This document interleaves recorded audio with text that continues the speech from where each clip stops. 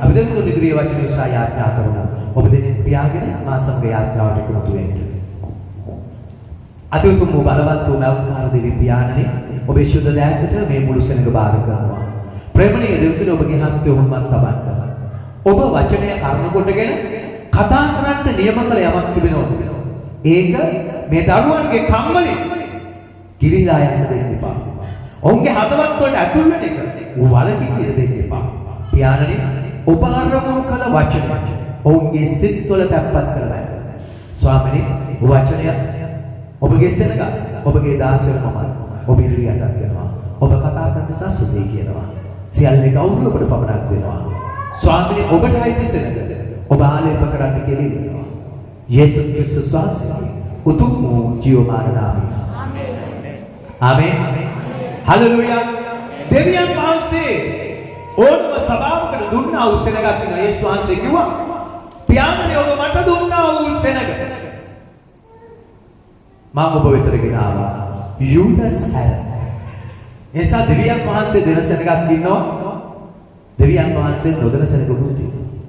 එසා දෙවියන් වහන්සේ දුන් සෙනඟගේ වචන සෙනඟට දේව වචනය කම්වලින් ඇතුල් වෙන්න යනවා. ආමේන්.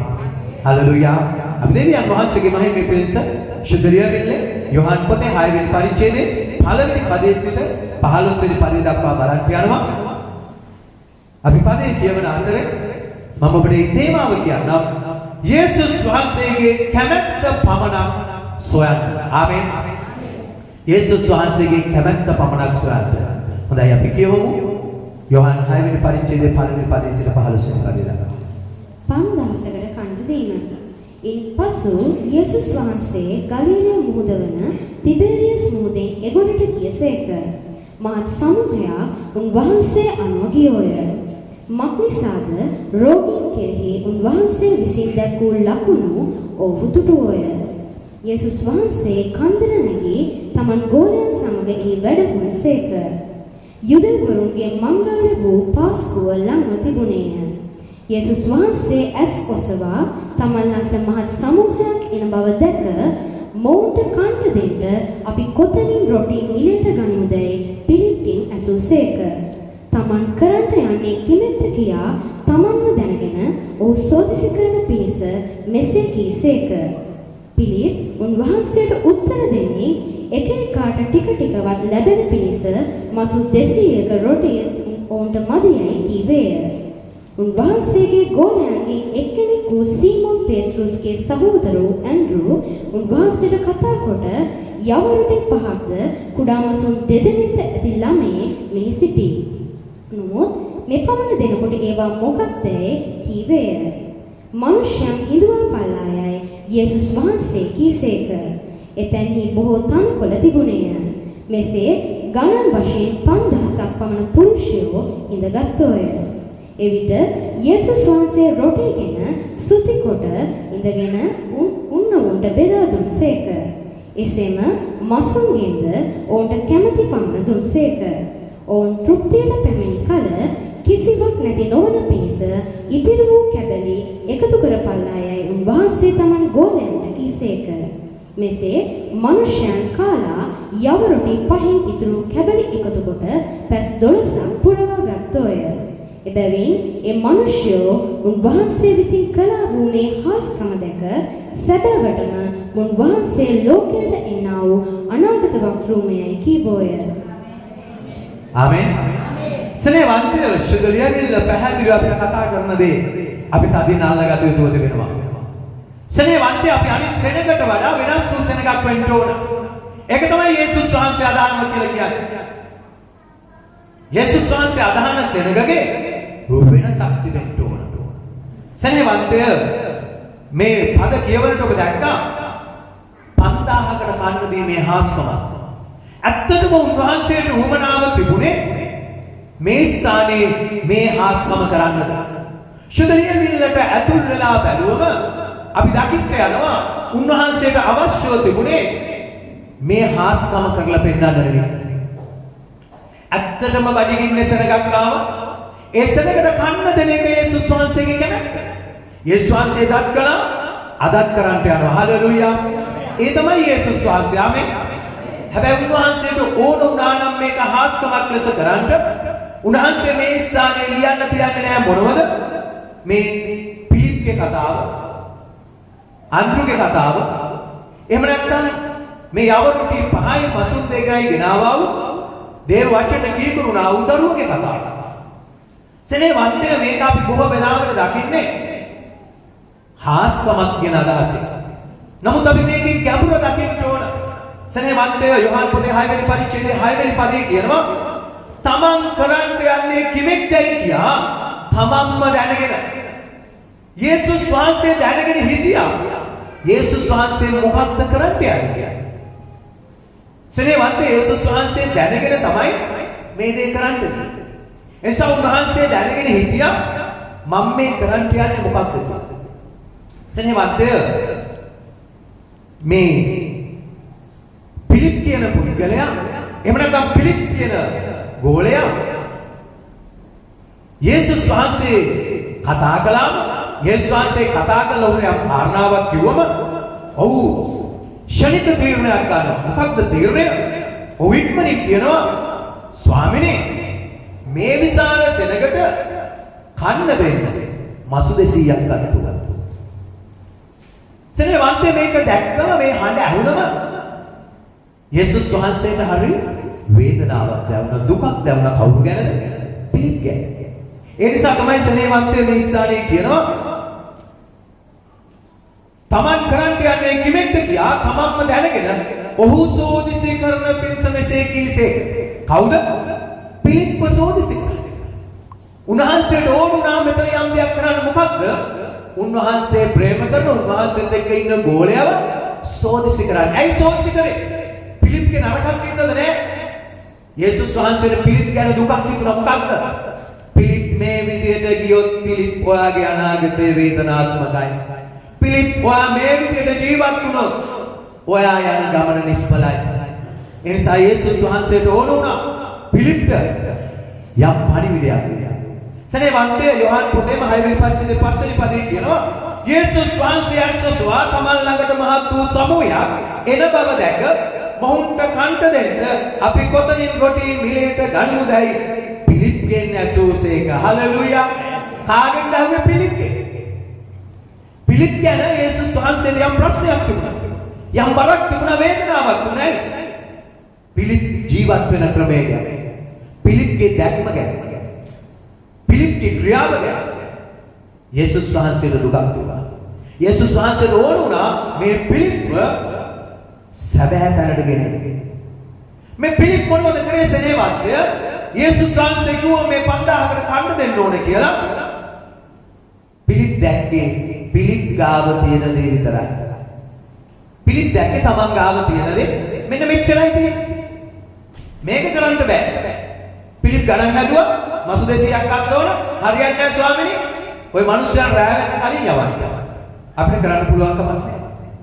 සෙනෙහවන්තය පිලිප්ගේ වෙනස මොකක්ද? මේ වෙලාවේදී අපි දන්නවා අන්කෝ වැළුවම ඔහු මොකද්ද කළේ? සෙනෙහවන්තය ඔහු පුදුම දෙයක් කළා. ඔව් සුදලියගිල්ල කියනවා යෝහන් 6 වෙනි පරිච්ඡේදය 9 වෙනි පදය යවරුටි පහක් කුඩා මසුන් දෙදෙනෙක්ට ඇති ළමයෙක් මේ සිටි. නමුත් මෙපමණ දෙනෙක්ට ඒවා මොකක්දයි කීවෝයි. කවුද කියන්නේ? ඇන්තු. සෙනෙහවන්තය ප්‍රශ්නය පිලිප් සහ ඇන්තු අතරේ 100% වෙනසක් තිබුණා. මේ යේසුස් වහන්සේ කරන්නා වූ බලවත් ක්‍රියාවේ ප්‍රධාන ආශිර්වාදයක් මනුෂ්‍යයන්ට ඇන්තු පෙනෙන්න යනවා. හැබැයි ඔහු කියන්නේ මොකක්ද? යවරුටි පහක් කුඩා මසුන් දෙදෙනෙක් ඇතිලා මේ සිටි. නමුත් මෙපමණ දෙනෙක්ට ඒවා මොකක්දයි කිව්වෝයි. ඔබ දන්නවද මේ දෙක අතර තියෙන වෙනස? පිලිප් නිතරම දැක්කේ තමන් ගාව තිබෙන දේ. පිලිප් බැලුවේ නැහැ යේසුස් වහන්සේගේ කැමැත්ත මොකක්ද? පිලිප් බැලුවේ නැහැ යේසුස් වහන්සේ කරන්න යන්නේ මොකක්ද? පිලිප් සැලකුවේ නැහැ ඉතිසලා හාස්කම් කළා වූ යේසුස් වහන්සේ අපිත් එක්ක ඉන්නව නේද කියන්නේ. පිලිප් මේ ගැන සැලකුවේ නැහැ. පිලිප්ට තේරෙන්නේ පිලිප්ට දැනෙන හැටි ඔහු ප්‍රකාශ කළා. සෙනෙහවන්තය කොච්චර හොඳද පිලිප්? ඉක්මනින් හැදුවා ගන්න. මං කිව්වොත් මෙන්න මේ කණ්ඩායමේ කෑම දෙන්න කීයක් යනවද කියලා ඔබෙන් ඇහුවොත් මොනතරම් දක්ෂයෙක් කියත් පොඩි වෙලාවක් කියන්නේ. හැබැයි පිළි ඒ තරම් මේකෙන් කිව්වා. ස්වාමිනී භාග්‍ය ගානේ කන්න දෙන්න උනත් මේ පුරුෂයෝ 5000යි ඒක භාර්යාව හිටියා දරුවෝ හිටියා 10000 කට මෙන්න මේසේ 8200ක් ගන්න ඕන සාම. ඊටා වේවා. හරියම. නමුත් සෙනෙහවන්තය දෙවියන් වහන්සේ ඔහුගේ ප්‍රකාශය ගැන ප්‍රසන්න වුණේ නැහැ. ඇයි? ඔහු සෙව්වේ නැහැ. ඔහු ගාව ඉන්නේ කවුද? ඔහු හොයන්න බැලුවේ නැහැ. මේ තුල යේසුස් වහන්සේගේ කැමැත්ත මොකක්ද? ඔහු බැලුවේ නැහැ. යේසුස් වහන්සේ මොකද කරන්න යන්නේ කියන්නේ? ඔහු ප්‍රකාශය කළා ගණන් ඇදුවා හරියන්නේ නැහැ. ඔහු වැඩේ අත්හැරලා දැම්මා. එහෙමයි සුද්ධ ලියවිලි කියන්නේ පිළිත් කාරණාව අත්හැරලා දැම්මා. හැබැයි සෙනෙහවන්තය ඇන්ඩ්‍රු මේ වගේ කිව්වට යවරොටි පහක් පුරා මසුන් දෙදෙනෙක් ඇදලා මේ සිටි නමුත් මෙපමණ දෙනෙක් ඒවා මොකක්දයි කියුවේ? ඇන්ඩ්‍රු එහෙම කිව්ව බව ඇත්ත. හැබැයි මොකද්ද කළේ? ඇන්ඩ්‍රු Tamanට කරන්න පුළුවන් දේ කරා. යවරොටි පහයි මසුන් දෙකයි අරගෙන යේසුස් වහන්සේ වෙතට ගෙන ගියා. හලෙලූයා. ඇයි? ඇන්ඩ්‍රු එක දෙයක් දැනගෙන හිටියා. යේසුස් වහන්සේ අපිත් එක්ක ඉන්නවා. ආමේන්. ඔහුගේ ගණන් හදුවම ඔහුගේ දැනගැම්ම හැටියට යවරුටි පහයි මසුන් දෙකකේ කොහොමද 5000කට 10000කට දෙන්නේ? ඔහුගේ ගණන් වලට අනුව නම් මේක කරන්න බෑ. ඔහුගේ සිතිවිල්ලට අනුව නම් මේක කරන්න බෑ. ඒ නිසා ඔහු කියනවා මේකෙන් කරන්න දෙයක් නෑ. හැබැයි මට එකක් ෂුවර්. යේසුස් වහන්සේ මොනවා හරි දෙයක් කරන්න යනවා. ආමේන්. ඒ නිසා මට තේරෙන්නේ මෙච්චරයි. මම මේක අරගෙන ඉස්සරහට පියවරක් ගබුවා. හලෙලූයා. හලෙලූයා. සෙනෙහවන්තේ ගෝලෝ දෙන්නගේ වෙනස ඒකයි. පිළිත් ගණන් අදහන වැඩේ හරියන්නේ ඇතාවේදලා. ඇන්ඩ්‍රු අවබෝධ කරගත්තා. ගණනට ගැලපෙන්නේ නැහැ. වැඩේ හරියන්නේ නැහැ. නමුත් යේසුස් වහන්සේ යමක් කරත් යනවා. හාස්කමේ යේසුස් වහන්සේ අපිත් එක්ක ඉන්නවා. ආමේන්. ආමේන්. සෙනෙහවන්තේ අපි දෙවියන් වහන්සේට ප්‍රේම කරන සෙනගක් ලෙස උන්වහන්සේ ඉදිරියේ වචනේ ඇහෙන විට අපි දෙවියන් වහන්සේගේ පණිවිඩය හොයලා බලන්න ඕන. ස්වාමීන් වහන්සේ මේ දේශනාවට යොමු වෙන වෙලාව විතරක් නෙමෙයි ඊට ඉස්සෙල්ලා ඉඳලා උන්වහන්සේ මේ දේශනාවේ වචන කරුණු මට කතා කළා උඩියක් තිබුණා මොකක්ද? මම පිළිත් වගේ කෙනෙක්ව හිටියා. මම හරි දන්නේ නැහැ ඔබ දක්ෂයි නමුත් මම හරි දක්ෂයි ඉක්මනට ගණන් ගන්න. මම ඔබට කියලා තියෙනවා ඉස්සර මම ගාල්ල ටවුන් එකේ 1000ක් ගුරුවරු අරගෙන පිකටින් කරාවු ගුරු සංගමේ සභාපති. මම හරි ඉක්මන් බොහෝ දේවල් හඩු ඇයිසෙන්නේ.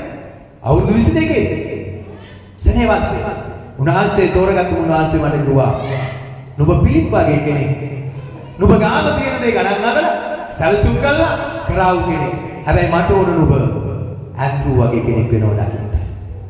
හලෙලූයා. හලෙලූයා. සෙනෙහවන්තය අදත් මම ඔබෙන් අහුවොත් ඔබ අතරේ මේ පොඩි දෙයක් අරගෙන මහත් වූ දේ අත්දකින්න හාස්කම් ඔබේ ජීවිතේ සිදු වෙලා තිබෙද කියලා බොහෝ අය නැගිටලා කියයි ඔව් පාස්ටර් පුදුම හාස්කම් අපේ ජීවිතේ වෙලා තිබෙනවා. උන්වහන්සේ විශ්වාස කළා පොඩි දෙයක් තාම බලවත් දේවල් අපේ ජීවිතේ වෙලා තියෙනවා කියලා ඔබ ප්‍රකාශ කරන්න යයි සෙනෙහවන්තය. ඇයි? දෙවියන් වහන්සේ ජීවමාන නිසා. හලෙලූයා. හලෙලූයා. සෙනෙහවන්තය යක්කල එම්මානුවේල් දේවස්ථානය ගැන සැලකුවම යක්කල එම්මානුවේල් දේවස්ථානය කියලා දේවස්ථානයක් මේ ස්ථානයේ තිබෙන්නේ ස්වාමීන් වහන්සේ මගේ ආත්මෙට කිව්ව දේ තමයි ඇන්ඩ්‍රු වගේ කීකරුකමේ ප්‍රතිඵලයක් ලෙස යක්කල එම්මානුවේල් දේවස්ථානයේ මේ ස්ථානයේ තිබෙනවා. හලෙලූයා. හලෙලූයා. සෙනෙහවන්තය අපි අතීතෙට ගියොත් එහෙම මට මතකයි අපි එක්තරා සහෝදරියකගේ ගෙදර තමයි බණ්ඩාරවත්තේ සභාව ආරම්භ කළේ. ඒ සභාව ආරම්භ කළාම එන්න සෙනග වැඩි වෙන්න ගත්තා. හැබැයි ඒ එන සෙනග අතරේ කුඩා දරුවන් රැගෙන ඉන්නා වූ අයත් හිටියා. ඉතින් ඒ දරුවන් එක නිවසක්. ඒ දරුවන් කෑම කාලා කෑම වැටෙනවා. ඊට පස්සේ දරුවන් වතුර හිරනවා. මොකද වෙන්නේ? අර ඉන්න කණ්ඩායම ඒ අය සද්ද නැතුව ඒ ගෙදර තියෙන පාපිස් අරගෙන ඒක වහලා දාලා යනවා. සෙනෙහවන්තය අද සමහර වෙලාවට අපි අතරේ අපි කෑම කොලේ වීසි කරලා යනවා. මම දකිනවා සමහරව තේක බීලා කෝප්පේ තියෙනවා. කොලයක් අයින් කර සෙනෙහවන්තය දේව පුරේ කියලා කියන්නේ පවිත්‍ර තැනක්. ආමේන්.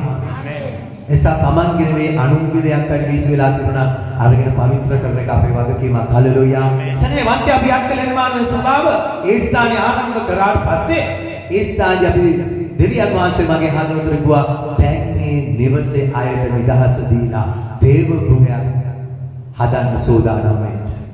සනේ වන්තය සභාවේ සෙනගට කියන්න බෑ පඳුරක් දෙන්න කියලායි. දෙන්න පුළුවන් තත්ත්වය හිටියේ නෑ. සාමාන්‍ය අය හිටියා. සනේ වන්තේදා දෙවියන් වහන්සේ මට කිව්වා ඔයා පියවරක් තියන්න. මම බැලුවා මම කොහොමද පියවරක් තියන්නේ? අනේ පවුලයත් එක්ක එහෙම යන්න තියාගෙන තිබුණු 253 ඩොල්ෆින් වෑන් එකක් තිබ්බා.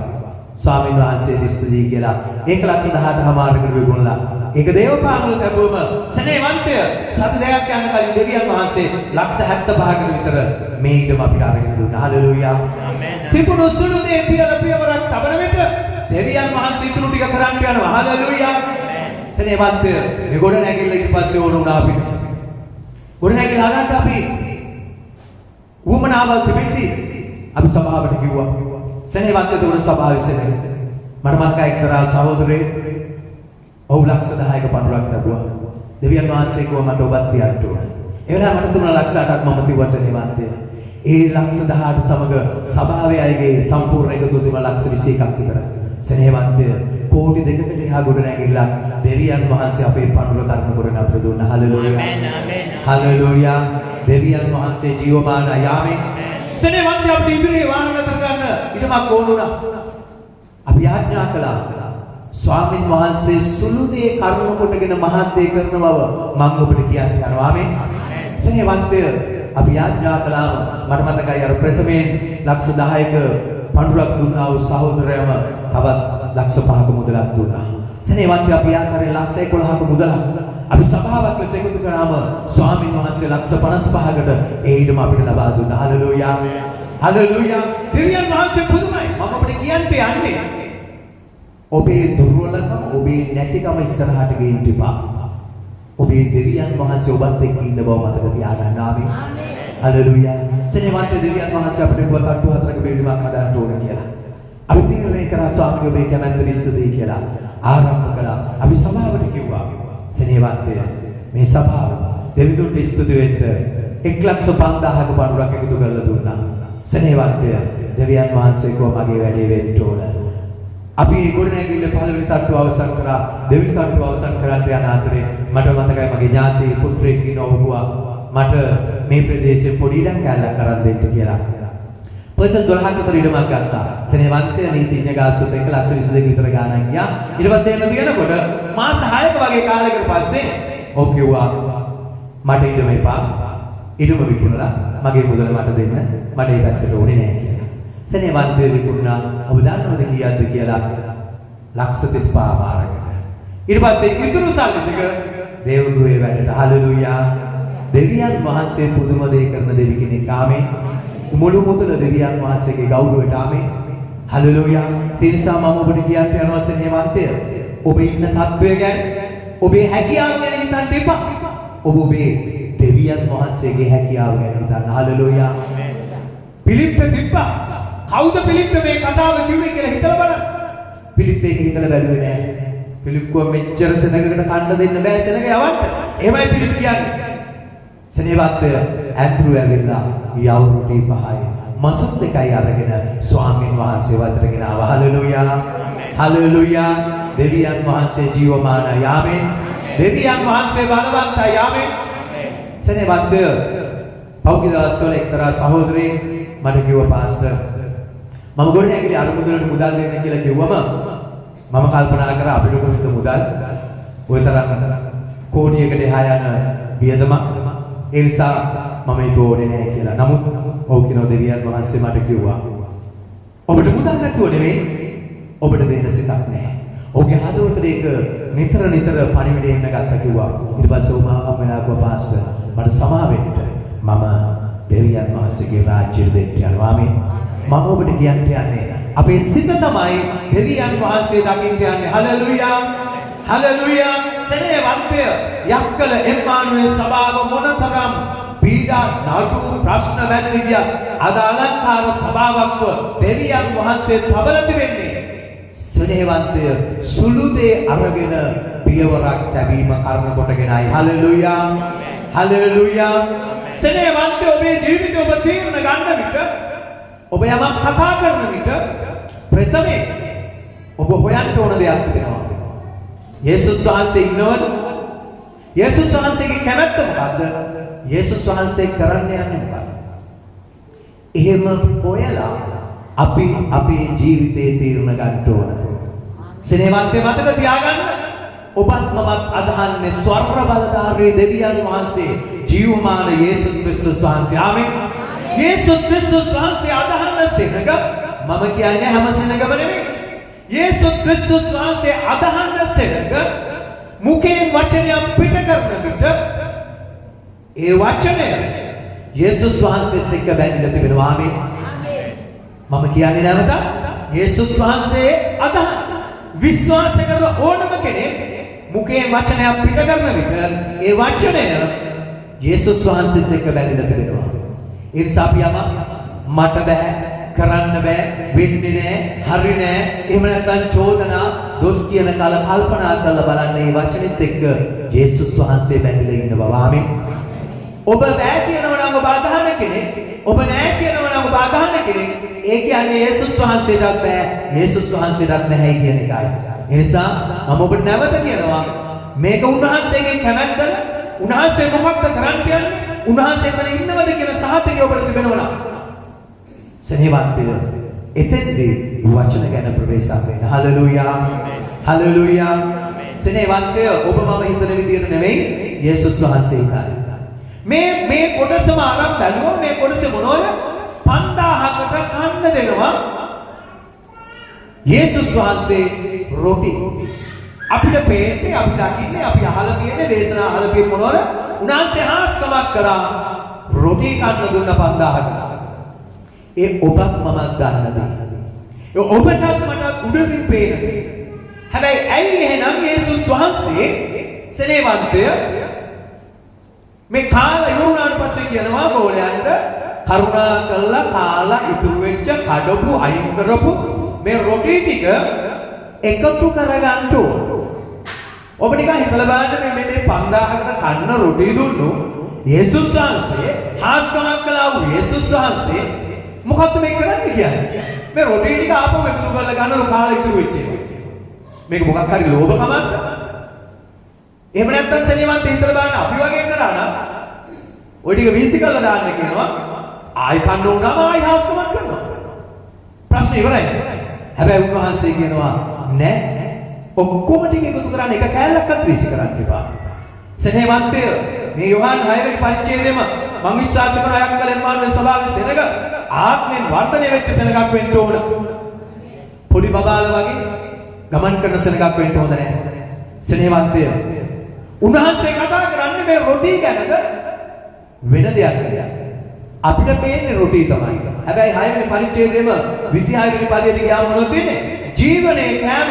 ඇයි උන්වහන්සේ වීසි කරන්න එපා කියන්නේ? උන්වහන්සේ වීසි කරන්න එපා කියන හේතුව උන්වහන්සේ සංකේතවත් කළා මේ දෙන රොටි මේ යව රොටි නෙමෙයි. ඇයි? රොටි පහයි තිබ්බේ පහ මන් දන්නේ. 6 උනාට පස්සේ දෙන්න වැඩි වෙනවා. දෙන්න වැඩි වෙනවා. මේක යේසුස් වහන්සේගේ ශරීරය. හලෙලූයා. ඒ නිසා තමයි උන්වහන්සේ කියන්නේ පොඩි කෑල්ලක්වත් වීසි කරන්න එපා මේ. 6:26 වෙනි පදෙට කියනකොට කියනවා ජීවනයේ කෑම ගැන. එතෙන්දී උන්වහන්සේ ඩෝඩලා අතුන මේ නැති වෙලා යන රොටි දෙන එක නෙවෙයි. එතනින් පෙන්නගෙන යන්නේ උන්වහන්සේගේ ශරීරයයි. හලෙලූයා. හලෙලූයා.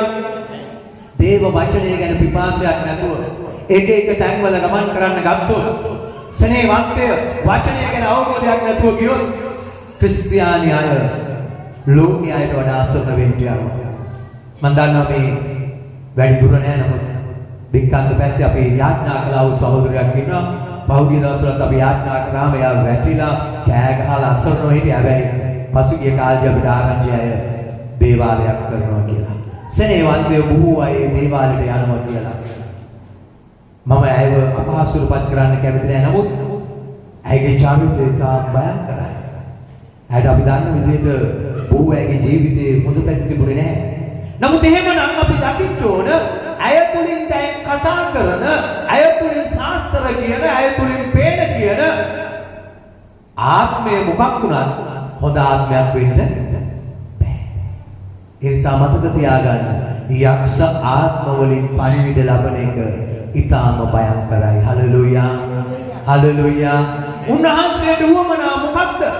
හාස්කම නෙවෙයි උන්වහන්සේට උවමනා. පිලිප්ගේ ආත්මය ආරක්ෂා කරන්නේ. පිලිප් නිතරම හිටියේ තමන් ගාව තියෙන දේ තමයි, තමන්ට හිතන දේ තමයි, තමන්ගේ ප්‍රඥාව තමයි, තමන්ට හැකි දේ විතරයි වෙන්න පුළුවන්. නමුත් ඇන්ඩ්‍රු මට තියෙන්නේ කුමක්ද? ඒ දේ දැම්මම ඉතුරු ටික දෙවියන් වහන්සේ කරන්ට යනවා. හලෙලූයා.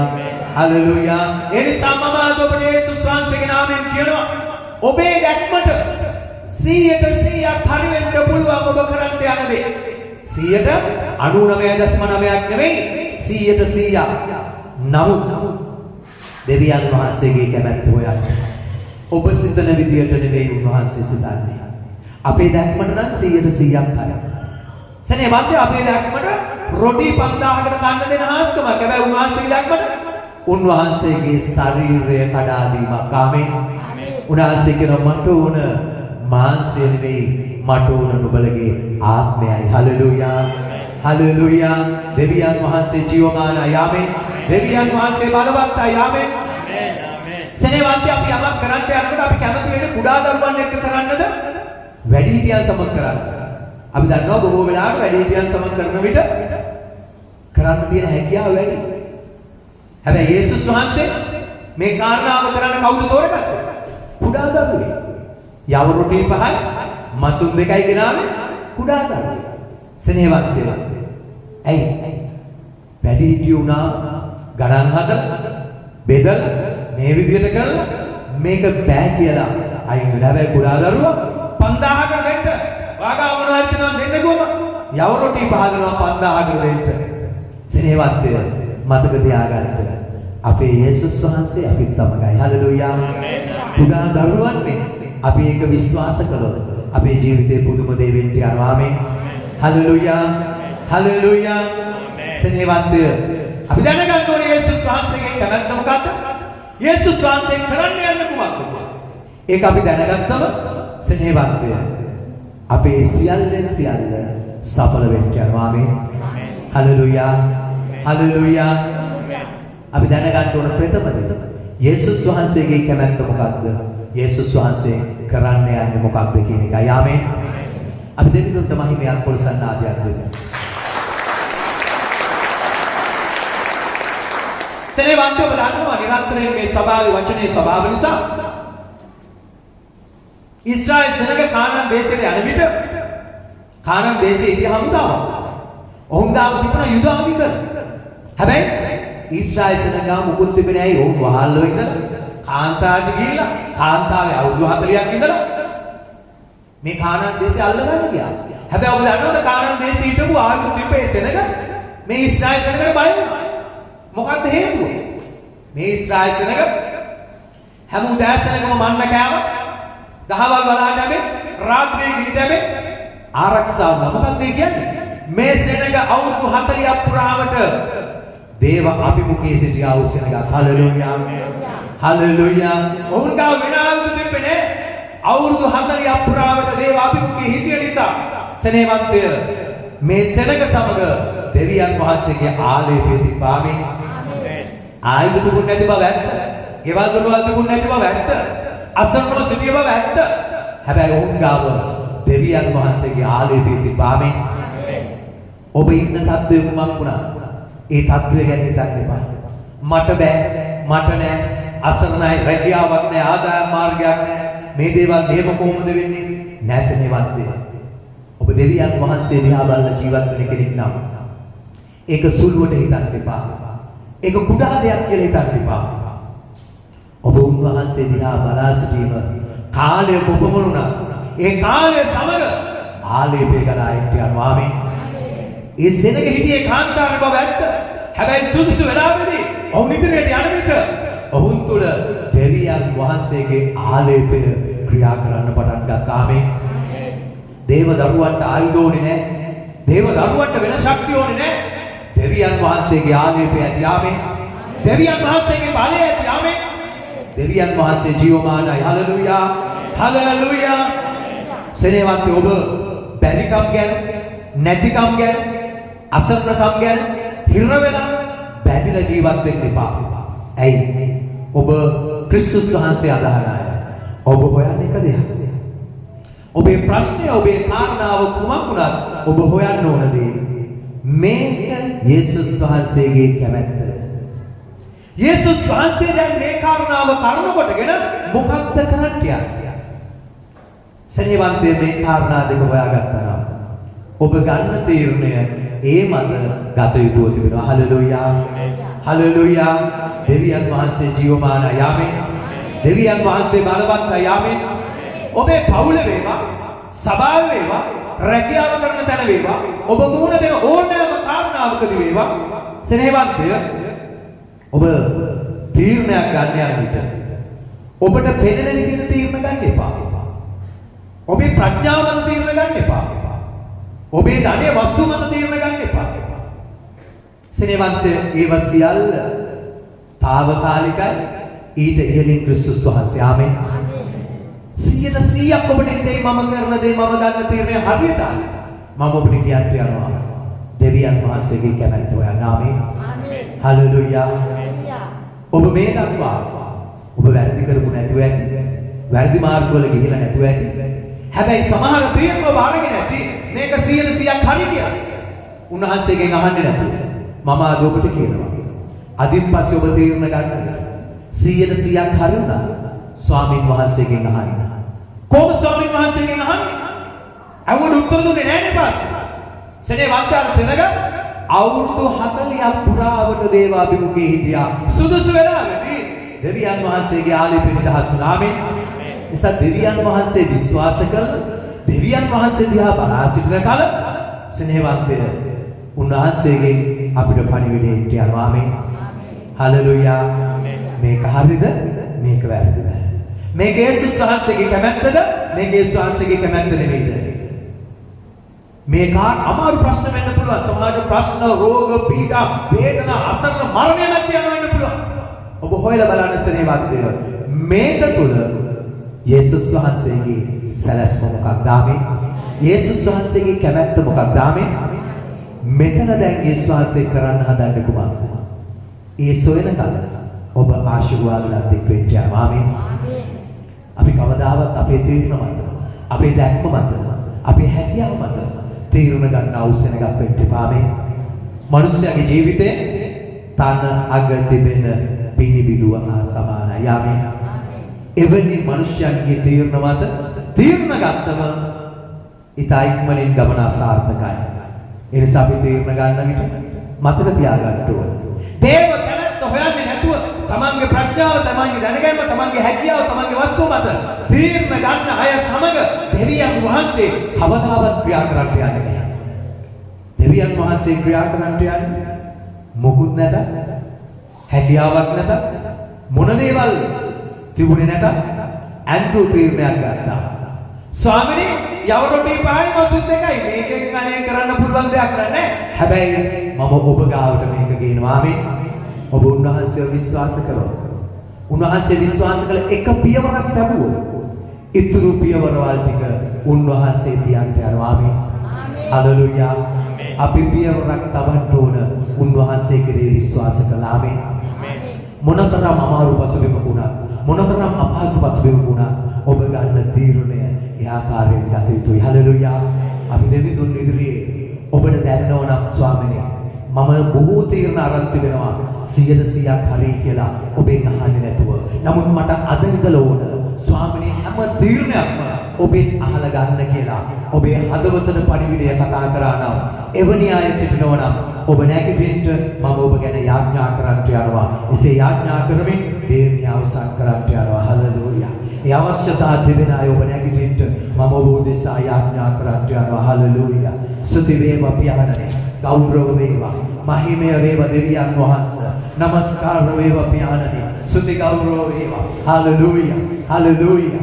නමස්කාර වේවා පියාණනි. ඔබ ඔබේ නැත් ඔසවලා එවැනි අය දිනුනො නිදුරේ යටහත් සිතින් යුතුව සිටින්න මම ඔබ ගැන යාඥා කරන්න යනවා. එවැනි හදවතක් ඇති අයට මේ යාඥාව ආශිර්වාදයක් වෙන්න යනවා. ඔය සියලු දෙනා නැගිට සිටින බව ඇත්ත. නමුත් ඔබ තීරණයක් අරගෙන නැගිටින ස්වාමීන් ඊට පස්සේ හැම තීරණයකදීම ඔබගේ කැමැත්ත මට හොයන්න ඕන. ස්වාමීන් ඔබගේ කැමැත්ත ඔබ මොකක්ද දැන් කරන්න යන්නේ? මේ ස්ථානයේ ඔබ වහන්සේ කුමක් උදෙසාද මට මේ දේ වෙන්න ඉඩ දුන්නේ? ස්වාමීන් මම මේ දේට මුහුණ දුන්නේ කුමක් උදෙසාද කියලා උන්වහන්සේගේ කැමැත්ත එතන තිබෙන බව ඔබ විශ්වාස කරනවා නම් ඔබ උදෙසා දෙවිඳුන්ගේ ආශිර්වාදය ගලාගෙන යනවා. හalleluya. සුදු වේවා පියාණනි. හalleluya.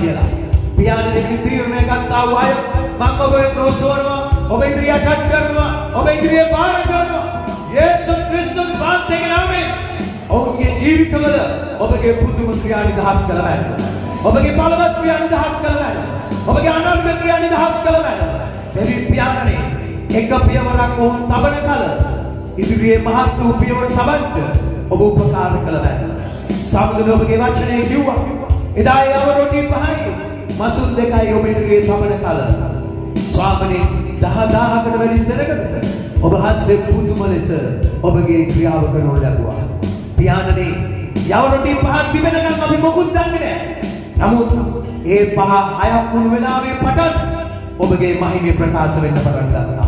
දෙවි පියාණනි ඔබගේ සෙනගගේ ජීවිතවල ඔබ පුදුම දේ කළ බැලුවා. ඔබ බලවත් දේ කළ බැලුවා.